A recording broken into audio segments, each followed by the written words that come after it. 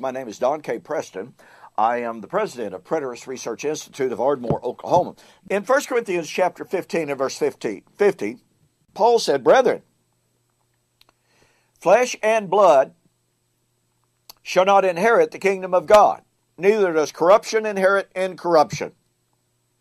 Now, an awful lot of people take that to mean that corruption, i.e. this physical body, cannot inherit the kingdom of God, which kind of raises the question, doesn't it? Are you in a flesh and blood body? Are you in the kingdom? Yeah, raises some questions, doesn't it? Well, that's a side note, all right? Now, what I'm doing is we have begun an investigation. Be sure to go back and watch the first video on this, the previous video, of the relationship between resurrection and kingdom. I shared with you a few initial thoughts from Isaiah 24 and 25, because Isaiah 24 and 25 are some of the foundational resurrection prophecies.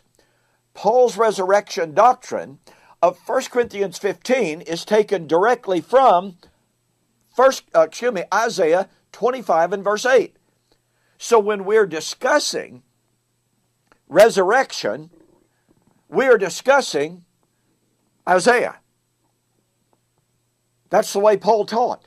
Now, I shared with you that in Isaiah 24 and 25, we have the prediction of the destruction of earth, the time of the judgment, and God ruling gloriously on Mount Zion. Mount Zion, that's the kingdom. You know, it goes back to Isaiah chapter 2, verse 2. "It shall come to pass that the mountain of the Lord's house," that's Zion, "shall be established in the tops of the mountains." This is the establishment of the kingdom. Okay, so here we have the establishment of the kingdom. Then, what do we have? The Messianic Banquet. Messianic Banquet where? On Zion, in the kingdom. Verse 8 of Isaiah 25, when would it be? When the Lord would destroy death, which is 1 Corinthians chapter 15, 54 and 55. So there's no question whatsoever that there is a direct, unbreakable relationship between Isaiah 24 and 25, 1 Corinthians 15, between resurrection and kingdom.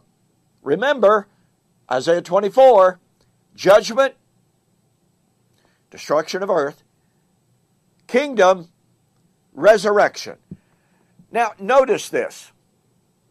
I shared with you that this destruction of earth would be because of Israel's violation of the law of Moses. Isaiah 24, verse 5. It would be when, Isaiah 25, 1 to 3, when the city of Jerusalem and the temple would be turned over to foreigners. Folks, this is not an end-of-time event. Now, watch this. The Lord said, Isaiah 25, verse 6, that in that day, what day? The time of the destruction of the city and the temple, the time of the Messianic Banquet, when the Lord would rule gloriously in Zion, i.e. the kingdom, the day of the resurrection, the Lord will make a great feast. Look what it says. "And in this mountain the Lord of hosts will make for all people a feast of choice things, of pieces, a feast of wines on the lees, of fat things full of marrow, of well-refined wines on the lees. He will destroy death." So the Messianic Banquet, resurrection, and kingdom go absolutely hand in glove. They are Siamese twins that cannot be broken. Now watch this. In Matthew chapter 8, we have the famous story of the centurion and his grievously ill servant. He came to Jesus and said, "Master, speak the word only, and my servant shall be healed."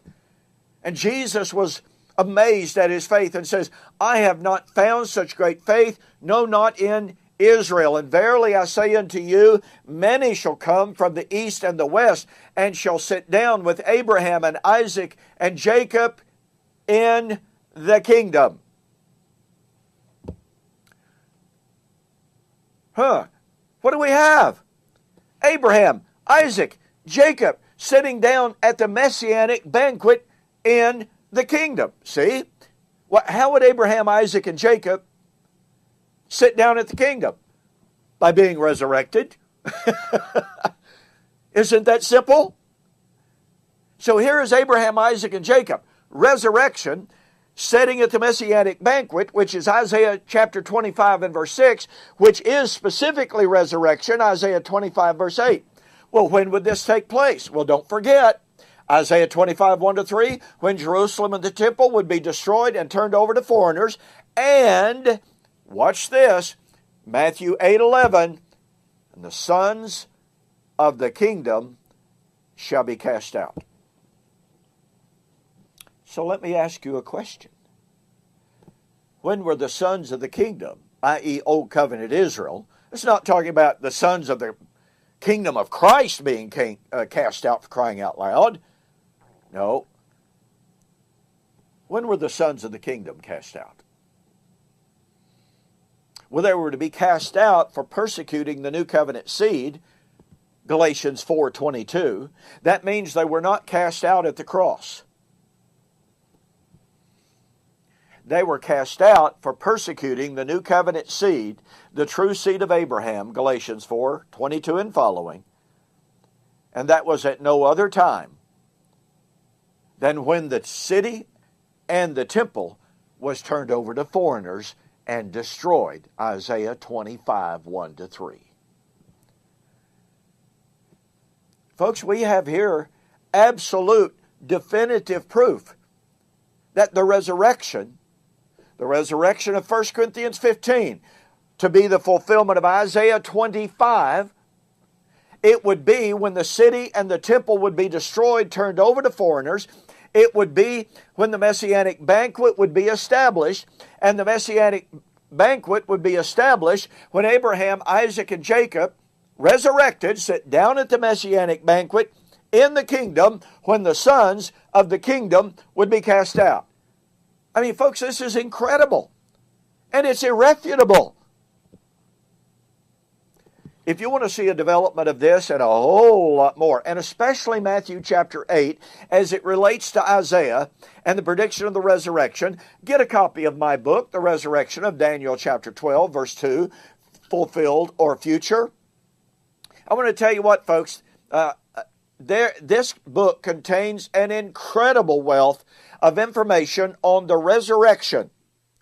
You will be absolutely amazed at how powerful, how clear, how definitive the evidence is to prove the resurrection occurred in AD 70. Well, we've got more on Paul's statement that flesh and blood does not inherit the kingdom. That is the relationship between resurrection and kingdom. So we will see you on the flip side.